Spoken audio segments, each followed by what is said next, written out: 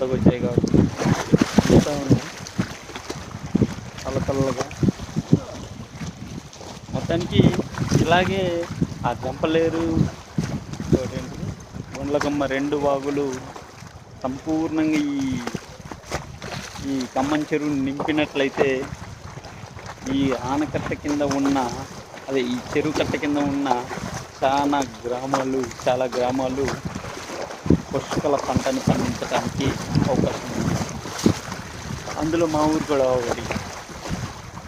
అయితే మా ఊర్లో దీనిలో నీళ్ళు ఉన్న ఇప్పుడు ఇది లాస్ట్ టైం 2017లో 18 మధ్యకాలంలో అంటే నేను ఇంటర్మీడియట్లో ఉన్నప్పుడు ఫస్ట్ ఇయర్లో ఈ చెరువు నిండింది. ఆ తర్వాత అంటే ఇది ఇంతకుముందు ఈ వాటర్ ఉంది కదా, ఈ వాటర్ లేనప్పుడు మేము ఇందులోకి వచ్చి చిందులేసాం. అది కొండకు కూడా వెళ్ళాం లోకల్ సైడ్ ఆ కొండకి. అయితే అప్పుడే వాటర్ రావడం మొదలుపెట్టింది. ఆ వాటర్లో కూడా మేము చిన్నగా అడుగులు వేసుకుంటూ పోయాం, ఎందుకంటే లోతు లేదు కదా, మామూలుగా అప్పుడప్పుడే వాటర్ వస్తున్నాయి కాబట్టి.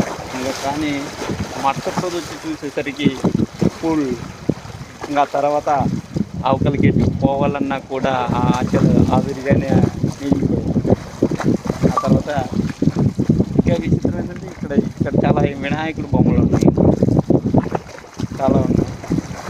అయితే దిగాలని ఉంది, ఇక అసలు నేను ఇక్కడే ఉండి చచ్చిపోయాను.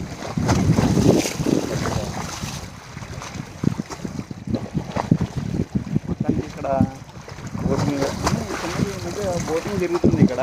కాకపోతే అది చేపలు పట్టుకునే వాళ్ళదా లేకుంటే ఇందులో చేపలు సాగే వాళ్ళదా అనేది మనకు తెలియదు.